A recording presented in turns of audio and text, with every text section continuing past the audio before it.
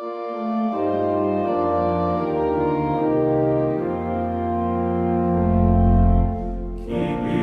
the Reformation alive, one topic at a time. Doth protestants, doth protestants, doth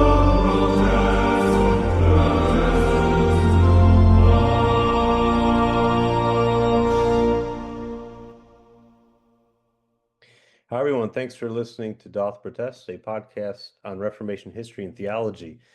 And it feels really good to be back. I'm excited about today's episode because it's been, we had a hiccup a couple weeks ago. I had a hiccup, I had to cancel. We were going to record this earlier. This is the fourth part of our Luther series. Unfortunately, Kyle couldn't join us today, but we do have Connor and James back with us. And welcome, guys. Hey, And for our listeners, we do appreciate leaving us comments or a rating through whatever streaming platform you listen to us through. And we do have an email, dp.pod2020@gmail.com. I'll have that in the show notes as well. Feel free to send us what your thoughts are on the podcast. Yeah, I guess we can roll right in. Are y'all ready for this? yeah, Um, do we want to start off with something intellectual or something spiritual? Not that that's a dichotomy, but I don't know. Let's have a vote. Intellectual. yeah, let's do that. Okay, we get the fun stuff out of the way. Well, first off, I'll give the context why I even asked that question in the first place.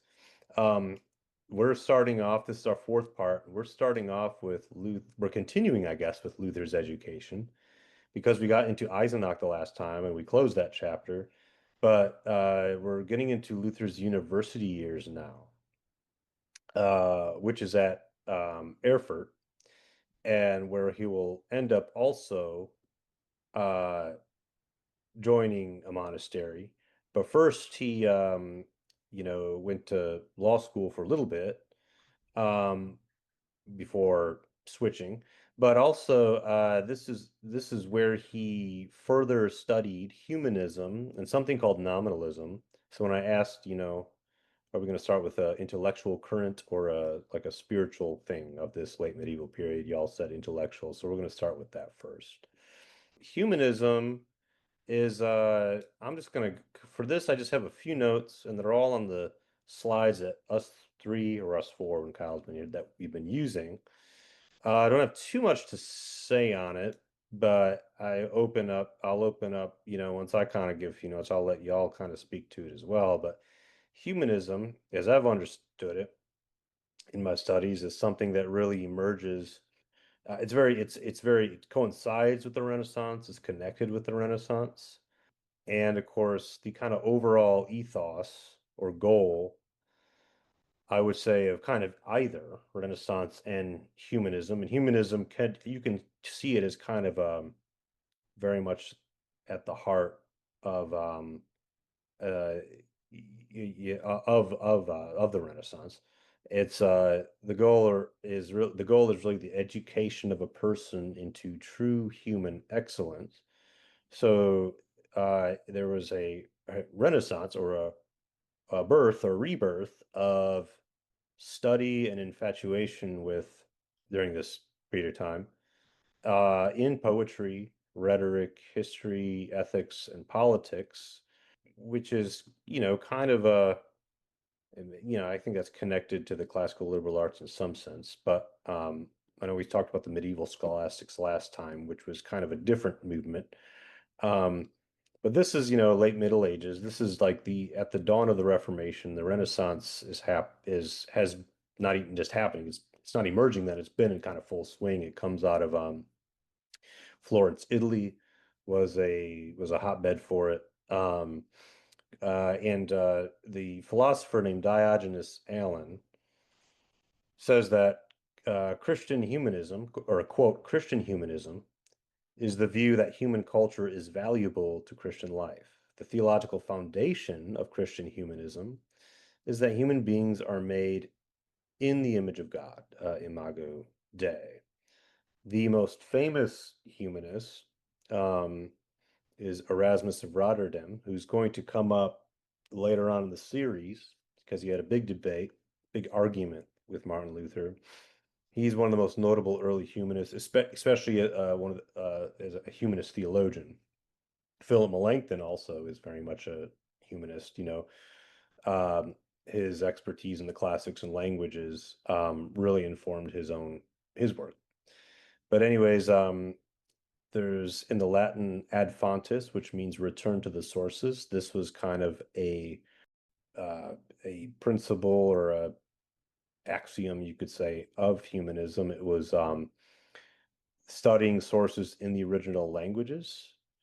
And one, of course, something that comes out of this with humanist theologians is that they begin to read or not begin to, but they become interested in going back to the Hebrew and Greek of the Bible as opposed to the Latin text, which the church used both scholastically and liturgically, right? So it's a big deal. Of course, Renaissance, broadly speaking, it was a renaissance of art, it was a renaissance of music, it was a renaissance of architecture, it was a renaissance of a lot of things. But the theological side of it, the way it kind of manifests theologically or in the church, is people like Erasmus interested in the original text, the Bible. Anything y'all want to add about humanism or Erasmus or Melanchthon? We haven't gotten to Melanchthon yet. We'll get to him, but So one of the things I think is worth mentioning is that Christian humanism came about as a response to corruption in the Catholic Church. It was an early reform movement that attempted to do what eventually the Reformation would accomplish, which was to try and sort of pull the church back from some of the excesses of late medieval scholasticism towards the earlier church model. And the goal with things like going back to the classics, going back to Aristotle, for instance, the goal was to make more virtuous Christians, more virtuous people, and thereby to combat corruption from the inside. Um, but ultimately, it had within it the seed of its own defeat because the Christian humanist movement would never go quite far enough to reach its own logical conclusion. That's where the Reformation would come in. yeah, I hear you there. I think well, it was a celebration of humanity in one sense. And I think well, we should say it now. Luther was not a humanist. I mean, he had influence. He was influenced of going back to the plain textual original, with no glosses or anything of Greek and Hebrew. And in that sense, he's inspired by people like Erasmus, but he's not a humanist, not like Melanchthon would be. In just like Luther isn't, you can't really put him in any one school. When we talk about nominalism in a moment, we'll see that too. There's many ways he's antithetical to nominalism, but I think with humanism, there's that tension.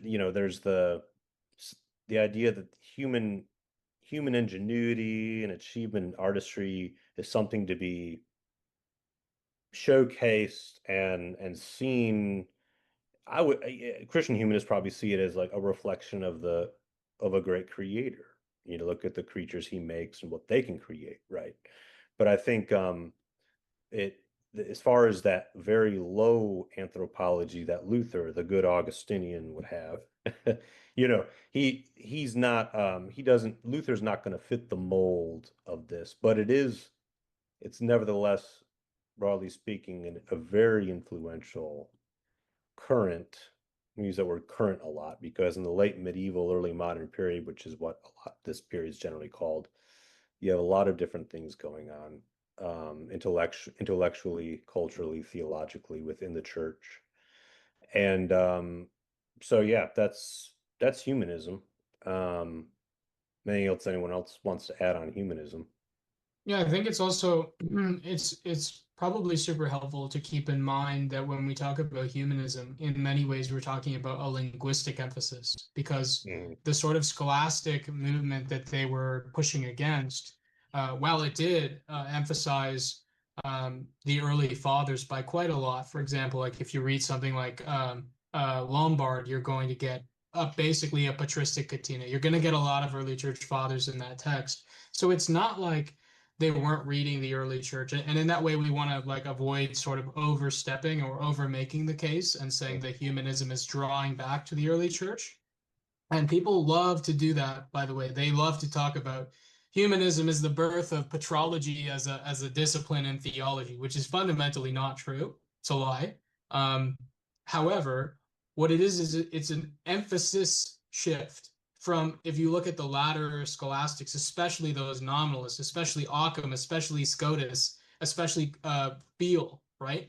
These are not guys that are like big on like quoting anybody, really diving into work. They're interested in using the text. Mhm. Whereas when you look at ad fontes, you're looking at the idea of we want to look at what they said and what they meant rather than using them as proof texts to build up our own preconceived case or our own sort of logical case. And what the critique was in a way is it's this sort of like shift from the basis of reason and logic are my own source of theology to this idea of the source of theology is theology itself, right? Mhm. However, that's understood. That's understood, Right. better, I would say, by Melanchthon than it is by Erasmus. I really don't like Erasmus. But however, that being said, what you're looking at is not a bunch of guys that are interested in presupposing a case like Anselm does, and I like Anselm, and then trying to do that by sheer logic or presuppose a case by logic like Lombard does, and then proof text it with quotes from the early fathers and then pretend I'm being patristic. But it's interested at looking at a thing in and of and as itself, like Luther would say, a theologian of the cross calls a thing that which it is. And you also have with that this linguistic emphasis of these guys fascinated by studying Greek, studying Hebrew rather than looking at, primarily Latin. Just not to say that those who didn't do this didn't know Hebrew and Greek. They did. It's just that they didn't work in it as much. So with those sort of three things, you don't want to overstate the case. You want to understand the difference between presupposing and proof texting versus like looking at a thing in and of itself, and then also this linguistic emphasis. Mhm. No, well said. And I think the people you mentioned, like Beale and the later nominalists or quote unquote nominalists, because that term gets, can be that it's carry a lot of different meaning. And but th those were the people that actually Luther was, as we'll get to in a 1517 treatise. Those are the people he was really speaking most against, not so much the Thomistic scholastics. Well, we'll get into it because there was a Jordan Cooper article or a blog he posted years ago that I thought was very helpful and I have issues with that blog. sorry. I have issues with that blog. Continue. I have issues with Jordan Cooper, but I No, no, won't. I don't mean Jordan Cooper as I mean, I could. I just meant what he was saying about Aristotle, but I'm sure we'll get there in good time. So I tried to. I shouldn't say Jordan Cooper's will never come on. I thought about asking him to be on the show, but he probably won't come on the show now. He is. Do you remember the? So just edit it out and then put in we love Jordan Cooper. Now come on. No, I'm not gonna do that. I was trying to listen to his episode, his critique of the Rest is History 5-part Luther series. That the history podcast. I did an episode on this podcast critiquing that because there were things that to be critical of in that podcast, but overall, I enjoyed it, and the things that I found that were worth criticism were not the things Jordan Cooper found. I found myself very frustrated listening to Cooper. It was like he was nitpicking and reading things into things Holland said that just weren't there. Maybe I will edit that out. I don't know. But it'll probably excite him. He'll probably want to come on and debate something now. But anyways, no. So, but we'll get back to we'll do Cooper justice. We will find we will go over his article in a little while. But before I go there, this is a good segue now into nominalism since we brought it up. I think I don't have any notes slides on it for y'all. I have some notes on my end about it, but nominalism is like I said, it can be a confusing concept, but it's a philosophy that traces itself back to William of Ockham. I'm drawing a blank on when he lived, but this is, a while before Luther. He's a medieval philosopher. So he's born 1287, dies in 1347. And this nominalism goes back to him, even though there's even scholarly debate on whether Occam can be even called a nominalist. But basically, what is it? Well, Occam basically rejected that people and things had what would he rejected that people and things would have what would be called like ontologies or ontological statuses. And to get what I mean by that, um, let's just kind of look at it in a common sense way. When we look at the world around us, we'll see an animal, right? For instance, like my pet dog who's actually laying at my feet, or my pet cat who's downstairs. And we think cat or dog, or when we see our cat or dog, we think cat or dog or animal, right? When we see a person or fellow humans, we understand that they're humans. And unlike cats or dogs, they have characteristics about them that are distinctly human. When we look at a tree, we understand that there are things about it that make it a tree. Um, there's not much to object about that. These are givens, duh. But the thing is, with a lot of the medieval philosophers, like especially the medieval theologians we talked about in the last couple of episodes with Aquinas, and those who were really just influenced by kind of the Aristotelian Renaissance of the Middle Ages, they read a whole lot more into this notion. Not only is there cats and dogs, but there's something called catness, not making a Hunger Games reference, or dogness, right? They're not only animals, but there's something called animalness or animality, right? You can do this for everything, treeness for a tree. These are ontological realities in themselves. Like, not only am I real, and James is real, and Connor's real, but there's also something called humanness that it is in itself real. It's an ontology that we share in. It's just as much of a real entity as James or I. I mean, this kind of ties into Aristotelian metaphysics, and and why go this far? But I think the Occam critique is, why go this far to say that there's not only trees but treeness, not only animals but animalness, right? Well, for the medieval scholastics, the Aristotelian influenced medieval scholasticians, right? It's not just common traits that all members of a group share, but it's like it's tied to, like, what is the purpose of animalness or a telos, right? What's the purpose or telos of an animal, and how is it connected or linked with some other thing in the universe that has their purposes? So everything is like a web where these essences link together to form like God's larger world or creation, right? It's essentially like a rationalization of the universe, you know. But Occam, of course, pushes back against this. He says, yes, there's dogs and cats are definitely real. Uh, Dogness and catness are not real things, though. Like, but they can be very useful labels for us to use and to categorize things. When we think in terms of ontologies, like the scholastics did, you can abstract everything and basically form a view or understanding of the world and the cosmos and everything in it. That as you can begin to picture reality as this giant metaphysical hierarchy made up of, layers of essences and forms and abstract entities, all kind of stacked together in this grand cosmic order. It was a way of like kind of appreciating, that there is, a purpose to God's creation. Um, but I think the danger is one can start to, although maybe not intentionally, one can start to begin to see themselves as mastering how all things work and interrelate, and work everything out syllogistically, right? And that's how systematic theology was done in those types of schools. So I think Occam had just kind of thought those uh, philosophers had gone too far. I think he maybe thought it became the scholastic concept of the universe became too tightly fixed and too deterministic, even to the point where God or the creator kind of gets put into his own box, like bound by the web of rules and causes. Of course, Aquinas wouldn't agree with that, but that was kind of the nominalist, take, and definitely what that was Luther's take on that. But but the thing is, I think it's important to note that Luther wrote a treatise in 1517 against and it was against the scholastic theologians, but he didn't really have in mind, and this is the Jordan Cooper article from his blog that I had sent out.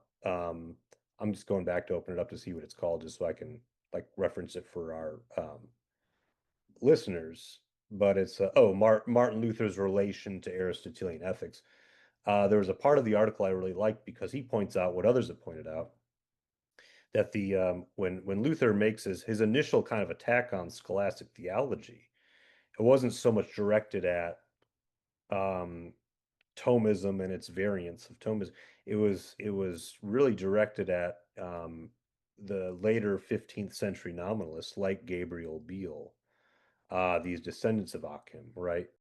As much as as much as nominalism was kind of a move away from heavy metaphysical systems of medieval theology, the thing about this a lot of the what the nominalist school ended up becoming, because they wanted to not only preserve like God's freedom and will away from like protecting it from like this fixed system where God is kind of bound to everything or he ordains. They also wanted to radically preserve human will and human freedom. And so the nominalists, unlike Aquinas who was influenced by Augustine, um, unlike Aquinas, who would have said that people's um, people can come to God only by God's initial action, right? This concept of prevenient grace. The nominalists felt that actually humans have it within them to be able to basically appease God on their own initially, and then God can infuse his grace into them, and then they can cooperate synergistically with God you know, um, in the sanctified life. So, there was also it was almost like at least for all the criticisms you can make of Aquinas, at least he got um, Augustine. At least he stood within the Orthodox tradition of grace preceding, you know, um, humans coming to God. So, any thoughts on that? I'm sorry, I went on for a while. Well, you could look at Occam a little bit more as well. Sorry, my phone's someone's. I'll just hang this up. Someone's trying to call me. Um, I don't hear any with interference. Occam, pardon? Sorry, I didn't hear any interference. I don't. Oh, no worries. My phone You're was just going up, but I have it on buzz. So, but you're coming. no, this idea with Occam, I think it relates to Lutheran, perhaps even maybe a more interesting and more important way than other than just, for example, like him not wanting to go along with this idea of the nominalists of his day thinking that you would be justified just by doing what you had within you and God counting it good enough. Like if you move a little bit, God will move toward you.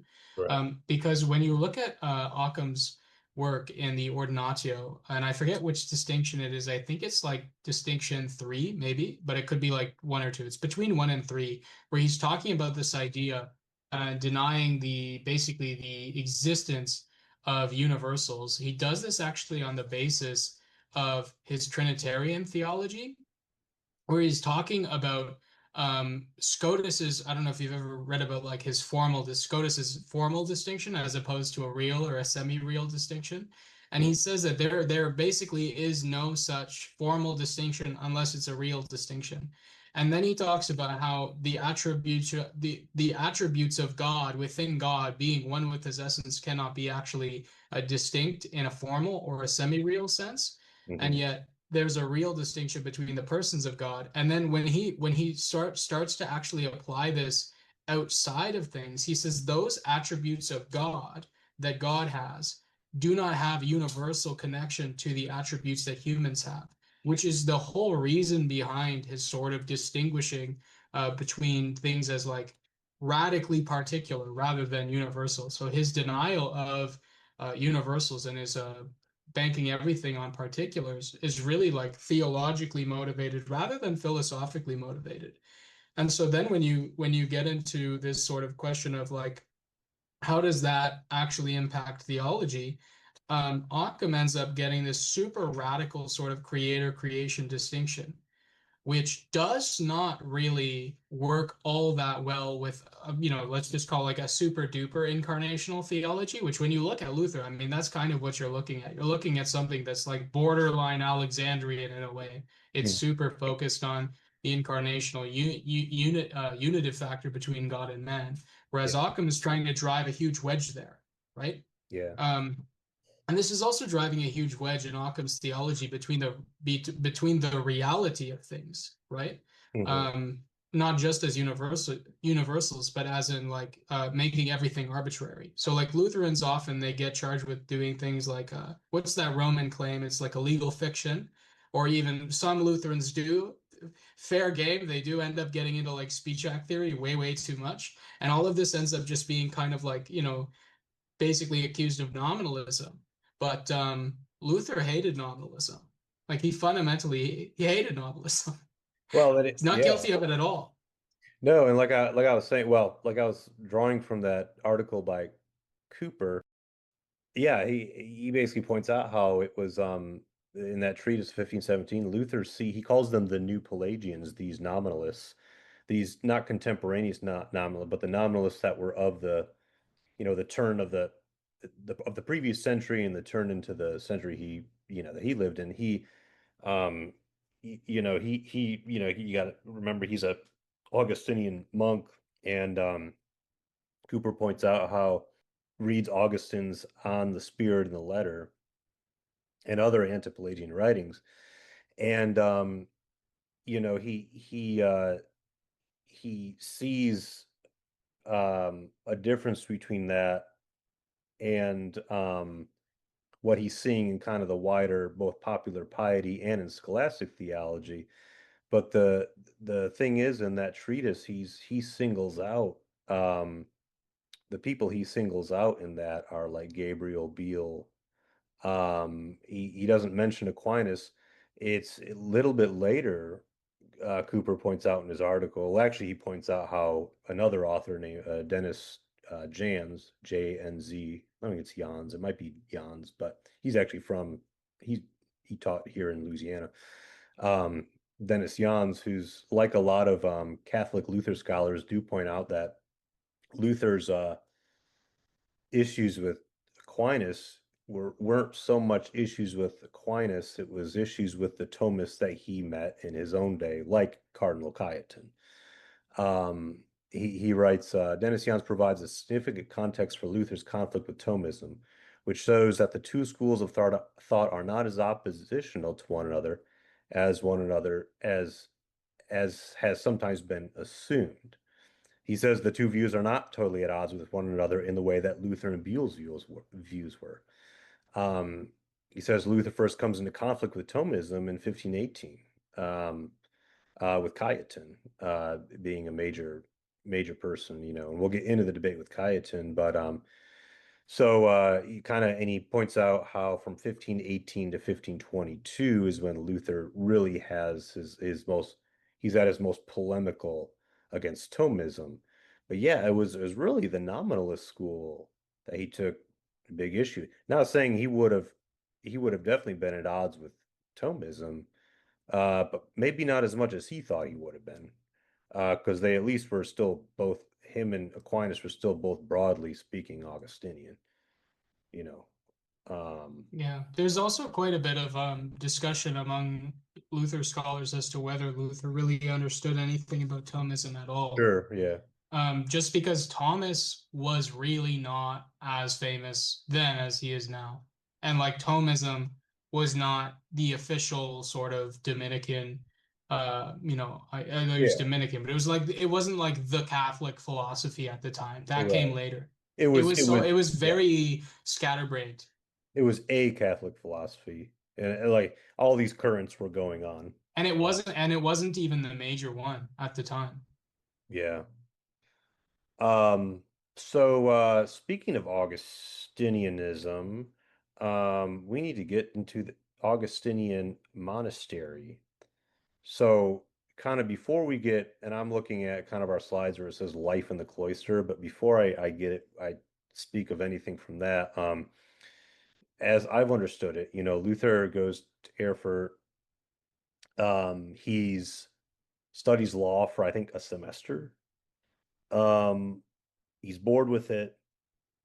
And there's a lot of inner stirrings, a lot of biographers suspect, because it's like, it didn't just happen out of the blue that he decided to enter holy orders. Um, but it was a sudden dramatic moment that he attributes to. And of course, that's the thunderstorm. He was returning, so he was on a break from school. I think returning to Mansfield, his hometown, not his hometown, but well, it's basically his hometown. It's where he grew up since I think age 1 and where his family was. He was going to go see his family in Mansfield. So he was returning to Mansfield from Erfurt. I think he was in a town called Stotternheim, which is just a few miles out of Erfurt. He got caught in a storm. Um, there's a quote from Luther in a table talk that says, or never mind. There's a quote from Selderhuis, the Helmer Selderhuis's biography, where he says, where he references what Luther recounts of this in a table talk, this thunderstorm experience. Selderhuis said it is more likely that Luther had gone home to tell his parents that he wanted to become a monk and that in the thunderstorm is when he made his definite vow. According to Luther's own words, 30 years later, he had begged, "Help me, Holy Anna, I want to become a monk." And Anna, of course, heard him, or Saint Anne heard him. And because she heard him and she has the power of God, she saved him. I'm kidding. I'm joking about that.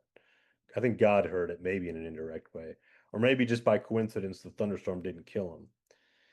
And he ended up, yeah. Now that story comes from a table talks, and to be fair, some scholars say take Luther's table talks with a grain of salt because it's like in the 1530s when he would have these big circles of students and peers, and they would be drinking beer and being theology nerds, and he would get into things about his life, including his distant past.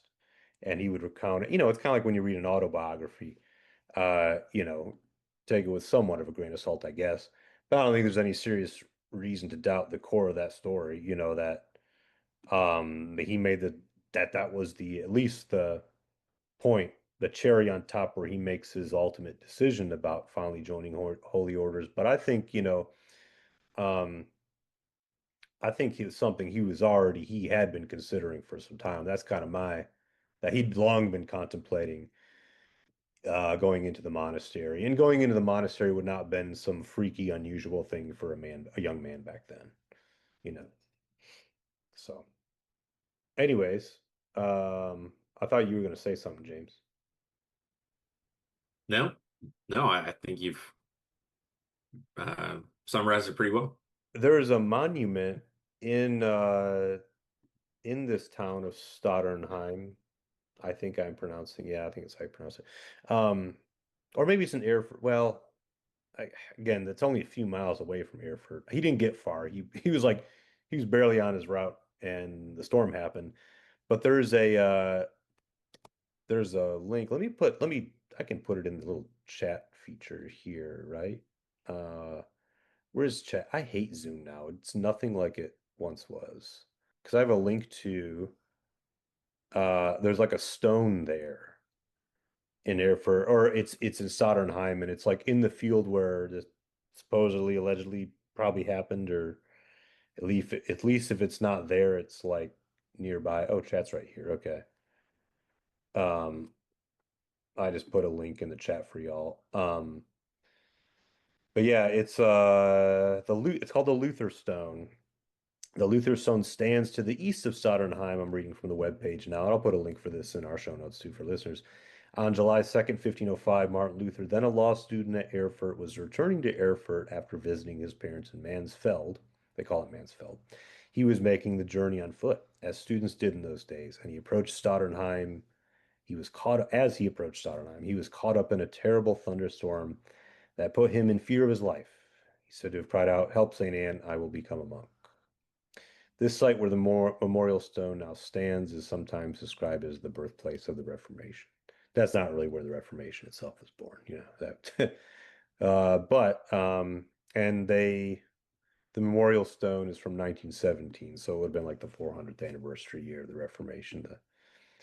An Erfurt resident donated it, and it's a tourist site now or a pilgrimage site now for people. One of the many Luther sites in Germany. When it says he donated it, like, is it on his land or did he like have the stone in his house? Yeah, I don't know. Maybe like he was a stone maker, He just carver like guy. I had the don't know. stone. Maybe he's He like, probably gave the money to have it made. yeah, I don't know. It's was there even a picture of a stone on that site? Yeah. It's the Oh, little okay. purple It's I in was the looking at. background. It's Yeah. these two people on bikes, like bicycles, reading like an info sign, but that's not the stone. The stone's like behind him. Also, you have to remember that the website is likely in German and has been automatically translated in English, so it might not be the best translation to say donated. Oh, yeah, right. Yeah, it is. So basically right outside Erfurt. And University of Erfurt's still around. I think I had read that they had closed it like in the early 1800s and they reopened it like in the 1990s or something like that. Which is kind of interesting. That's a long time. That's a long hiatus.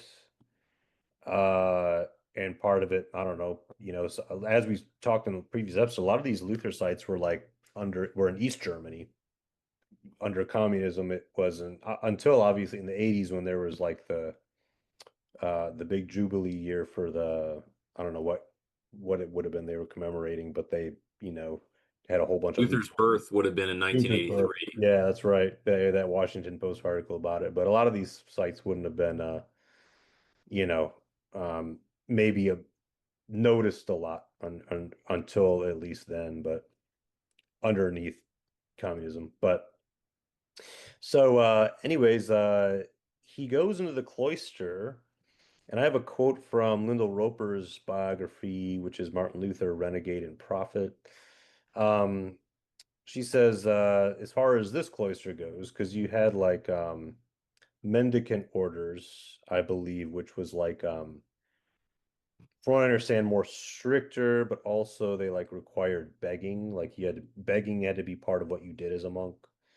But Roper says, that of Luther's life in the cloister, that strict Augustinianism, and by the way, the cloister he went to, he goes back to Erfurt just as a monk, uh, and he continues to be a student too, but he's a monk now, studying theology in Erfurt, living in a cloister as opposed to just being a regular university student. But anyways, Roper says strict Augustinianism, because he joins an Augustinian order.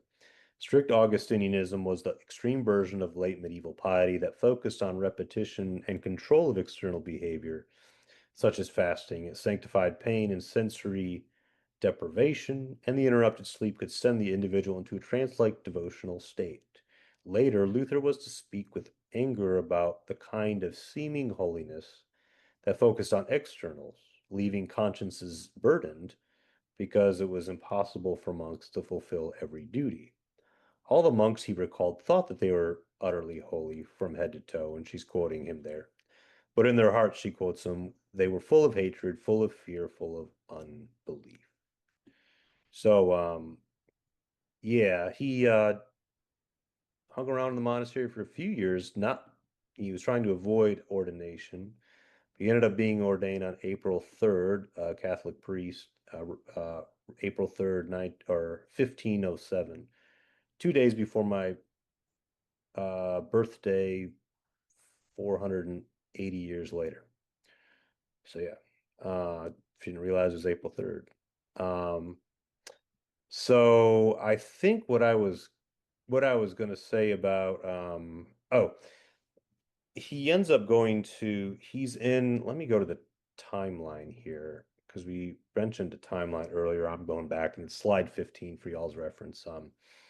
Looks like he matriculated at Erfurt at 1501. So he gets his bachelor's in 1502. And then he gets his Master of Arts in January, becomes a monk in July. So he must have got a Master of Arts. He did a lot of study at Erfurt before doing law then, apparently. But it's that summer of 1505 when there's this thunderstorm event and he becomes a monk. So he ends up, I don't know what have y'all heard, read, and seen, about kind of Luther's monastic years? Yeah, he was pretty good at it. They made him the head of his regional area of monks. But like the daily life of the Augustinian monks is, you can read about it publicly online. I think probably one of the things that's most not understood, or perhaps it's understood in the wrong way, is like what his life of confession and absolution was like, where a lot of people, you watch some of the movies and it's like him and Staupitz locked in a room. Whereas in reality, you might even think it's perhaps worse, but in a different way, because the monks were forced to do confession publicly before their brothers. And it was like I have a list of it here actually. It was yeah, if you one of these sort of like lesser sins. They had light sins, they called them, grave sins, and very grave sins. So three levels of sins. But they weren't like sins like we would call them. So the grave sins that they list are speaking with a woman, laughing, or making others laugh. And the very grave sins are ones we would call venial sins. So I mean, Wait, you said the very, very grave yeah. So is the venial? Augustinians at that time in Luther's order, they listed the sins to be confessed publicly in three ways: your light sins, your grave sins, and your very grave sins. And the light sins are things like, I wasn't perfect enough today or whatever. But then the grave sins are talking to a woman, laughing, making others laugh. And the very grave sins are things that would be called venial sins, which we would call real sins. I would not last a day there. But So like I don't think laughing is a sin, but they would call it a grave sin. well, it's interesting that there has to be some kind of disconnect here because I think, well, they're Augustinians. Okay, Augustine he hashed out all the things that he was carrying around in the form of confessions. And he was Augustine's great, this great Western work, the Confessions. It's autobiographical, like deep dive into his own conscience about, you know, the sins of his past and the sinful nature of humanity, but he ultimately celebrates the end note is that he's celebrating in God's grace. This setting is conducive to people who may be on the more scrupulous side, just having a very rough, dark time and being put in a dark place. I'm grateful he had Staupitz, who we'll get to in a little bit. His father confessor, well, really the vicar of the Augustinian monks in Germany, but Well, I think it's really interesting what you're saying, Connor. It sort of adds texture to the fact that Luther used to confess for hours at a time, and that he was so scrupulous that Staupitz actually goaded him and said, "Why don't you actually try sinning yeah. instead of like constantly pelting me with tiny peccadillos?" Yeah, I think so. Like it can seem really weird, but like to put the best spin on it, which I think is healthy for us to do, if you look into the mind of the guys who are like thinking this through, and this also does go back to that whole humanism versus scholasticism thing, the difference between using patristics to proof text your own presuppositions versus actually seeing what the fathers said on their own terms. Like actually reading Augustine is very different than making Augustine what I want him to say, what I want him to say.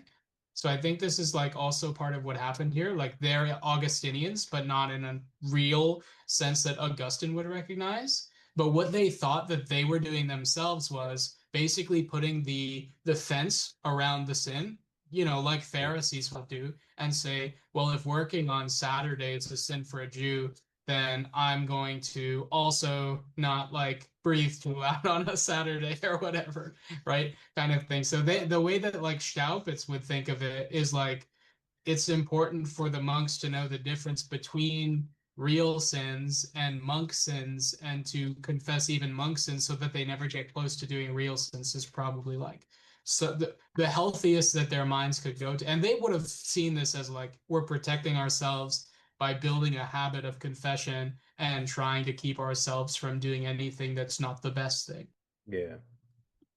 I wonder if that also led to some cognitive dissonance with Staupitz because his theology was so heavily focused on the grace and mercy of God, of the heart of Christ for sinners, of how the only way we can know the Father is through Christ, and Christ is a God of grace and mercy. So the idea of completely and utterly avoiding sin, which doesn't sound all that bad, but then like also having a very sturdy theology of grace. I wonder if there was some, I don't know, dissonance there. Yeah. Yeah. So yeah, I think Staupitz is a we can move on to Staupitz. I mean, he's really considered. I mean, Luther gave him credit for the Reformation, which Staupitz wouldn't have taken credit for. But Johann Staupitz, he's a vicar. He's the who we've been talking about.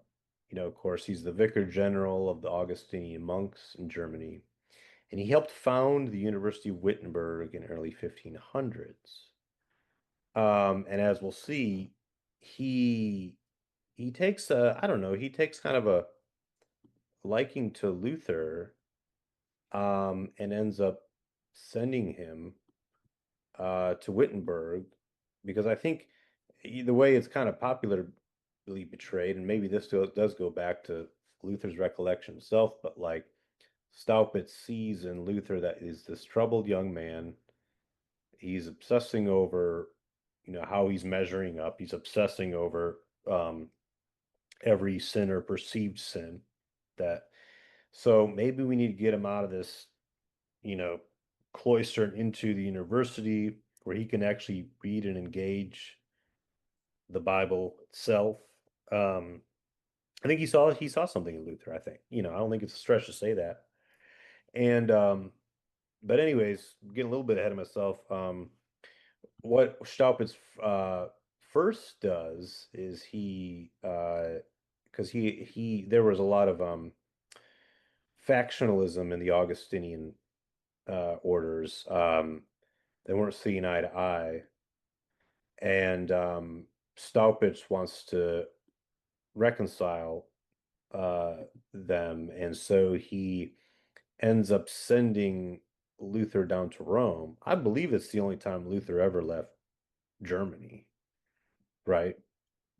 He didn't go up to Denmark. That was like I think Bugenhagen, some other reformers, Lutheran reformers. But yeah, so he sends Luther to Rome in 1510, and that's where Luther, of course, is. So you see the scene in the movie. He's so disillusioned. That was a long trek, by the way. I don't know how many miles, but him and the other monk that went down there to represent their order, like it was like on foot. It was a lot. And then they get there and they're like shocked. It was almost like these two hicks from northern Germany, the country, go and see like, the epicenter of like culture and and everything. And they see that the priests are all like rushing through the words of the mass just so they can get through it. And it's just it seemed very like worldly to them. They thought it was going to be like heaven on earth. And Las Vegas or something.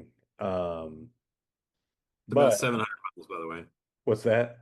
About 700 miles, by the way. Yeah, that's the way. Yeah, their Fitbits Mhm. would have been fit bidding.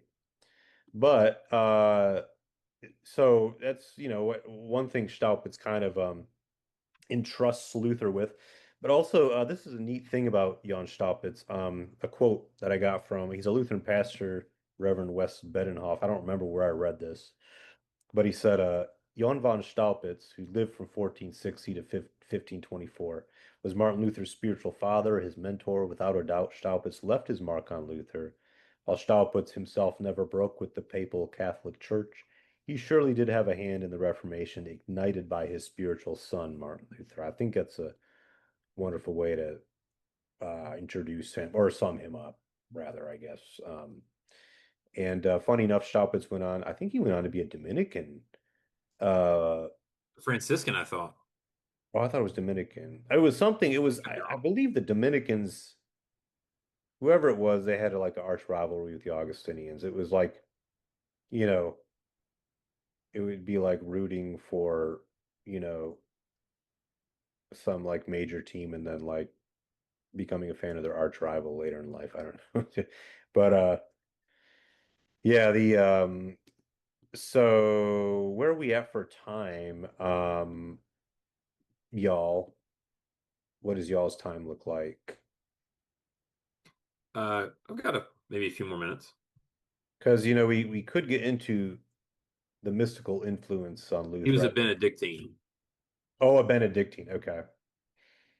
The so when it comes to Staupitz, James, you mentioned how Staupitz has a very cross-centered spirituality. I mean, you remember that the 2023, sorry, the 2003 like Luther movie with Joseph Fiennes, and where he's having his struggle, his kind of panic attack, his diabolic attack on him, and Luther is, and Staupitz rushes into his cell to comfort him, and he shows him a crucifix and is like, just gaze your eyes on the cross. It's almost like identifying with the suffering Christ. Um, he shows God's solidarity with you because as you suffer, uh, Christ suffers with you. And so, um, he, that spirituality it comes from, well, it actually comes really from Bernard of Clairvaux, who was Luther. I think after St. Augustine, Luther read from Bernard the most out of any church figure. Um, so there's, something that not until the last two generations of Luther scholarship, something that was neglected in Luther's, as far as his influences and things that shaped Martin Luther, what was Christian mysticism, as in like the certain mystics of the late medieval period, and even before that. I mean, we think mystic now, people think like, I don't know, Thomas Merton or Richard Rohr or something like that, but it was a different thing. And, it was really, I think at its best, some of those mystics, even the medieval mystics could go in kind of directions and have these type of ecstatic, things where they claim to speak with God's voice, things that go a bit too far for me. But I think at its best, Christian mysticism, at least in the Middle Ages, was this type of healthy, not healthy, but a type of something that rightly emphasized the interior aspects of our faith and how we are, how our hearts are strangely warmed, or how we are fed and enlivened in our soul, uh, inwardly in this very like personal, intense experience and connection with God. Um, and I think some medieval examples. I'm on slide 40 for y'all both looking at some of these. Just I put pictures of just some of the big, some of the household name mystic Christian mystics of the Middle Ages. You got Marjorie Kempe, Julian of Norwich, Bernard of Clairvaux.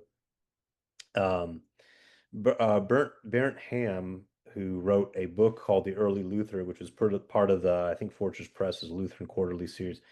Very good book. Spends most of it's on the mystical influence on Luther. He says, quote, "The Christian mysticism of the pre-modern West continually aimed for a holistic encounter with God that seized all of a person's spirit, intellect, will, imagination, feelings, and physical senses. With this experience should come an immediate and direct relationship with God, an immediacy that knocks down all the disruptive factors and situations that get between God and the soul." I'll share a quote from a German mystic who lived from 1300 to 1361. Luther had read this person, had liked him a lot. His name is Johannes Tauler, a German mystic. One of his famous quotes is, "Give yourself entirely to God, enter and hide in the hidden ground of your soul." So it's, we see how this kind of one-on-one, this kind of personal relationship with God thing that is people's take it just so for granted now. But I think the mystics were kind of the first to touch on this aspect of the faith. I don't know. Any One, one, one mystic that is maybe not always thought of specifically as a mystic, but was definitely influential on Luther through initially through Staupitz and then through Luther's own reading of him was Jean Gerson, the French theologian, who initially Luther absolutely hated, apparently, but later in life said that he was the one that, apparently, from what I've read, that Gerson was the one that Luther would go to even before someone like Augustine for consolation. Mm, He wrote he wrote a treatise called The Consolation of Theology, where he talked about how the work of theology is for consoling the soul of the believer. Um, and so that was a big influence on Staupitz, and then became a big influence on Luther as well. wow. I didn't know about this guy. Mhm. French theologian. Another big one, which is anonymous, is the Theologica Germanica, which is like huge, huge, huge in Luther scholarship, as well as like still in the Lutheran Church today, and the latter Lutheranism as a sort of like German, not just German, but like sort of wholesalely identity tied to together with Lutheranism text.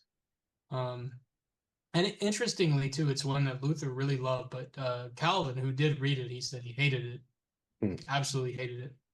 So there's some interesting sort of tie-ins with different reception or refusal to receive something. Wow. Yeah. The Berndt, and a lot of this I kind of paraphrase from Berndt Hamm again. Hamm, it's his book, The Early Luther, which I highly recommend. It, he mentioned how Luther gravitated toward a theology of humility. And so I'm saying all this is kind of going on in early 1500s, 1510s is when Luther, does read, he obviously reads and draws from the mystics, certainly Bernard of Clairvaux. And he'd go on to quote Bernard even further on in his career. But anyways, Luther gravitated toward a theology of humility that he discerned in reading Tauler, Johannes Tauler, who I quoted a minute ago. And it was this idea, and he would change from this, but it was this idea that God freely gives his grace to those who humble themselves before him, right? Luther was, while he was becoming disillusioned with popular piety and a lot of scholastic theology, which was all about, this Aristotelian way of like um, virtuous habits create virtue and and and make you right with God, in cooperation with God's infused grace. Instead of that whole system, it's not about virtue, it's about humility, right?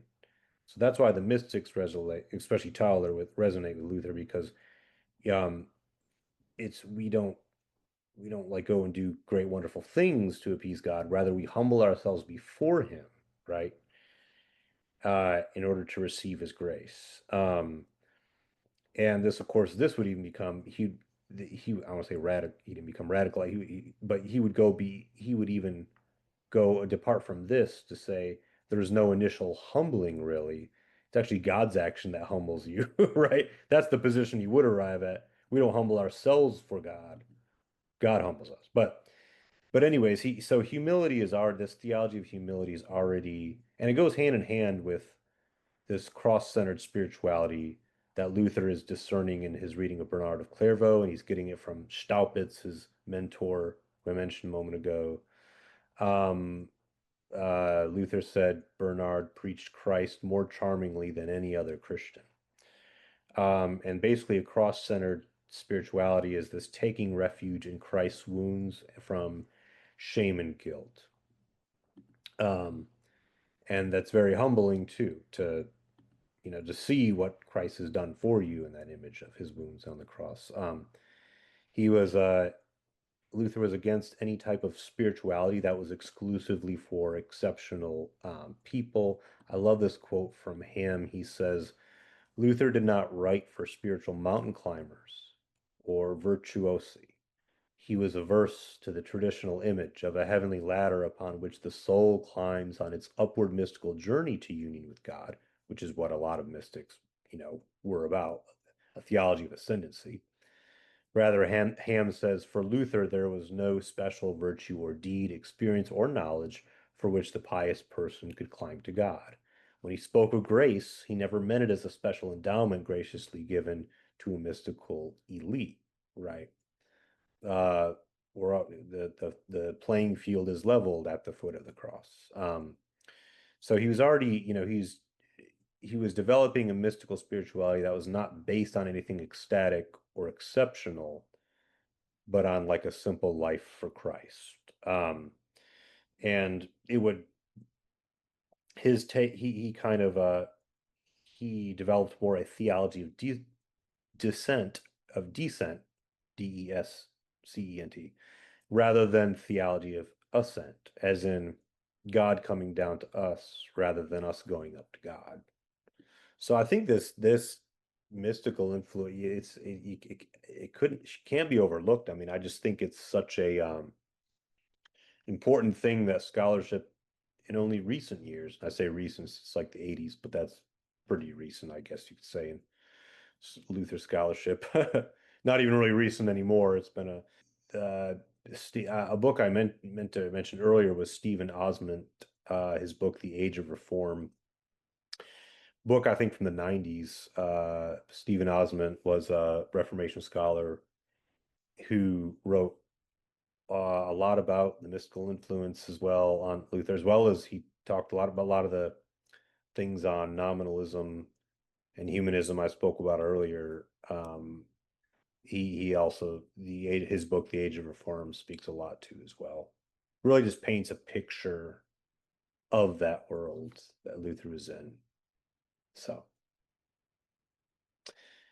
we're about at time now. Anything y'all want to add before we go?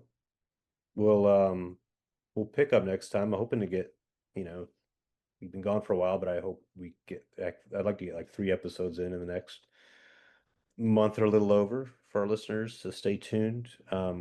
We missed Kyle today, but we'll be excited when he comes back to us. So yeah, and we'll start off the next time with I guess Wittenberg, Luther at like when he gets to Wittenberg and does his studies there, and some of the people that will remain part of Luther's story that he meets. Several of them he meets right when he gets there. So yeah, so the Reformation hasn't even happened yet. There's just so much interesting stuff before it.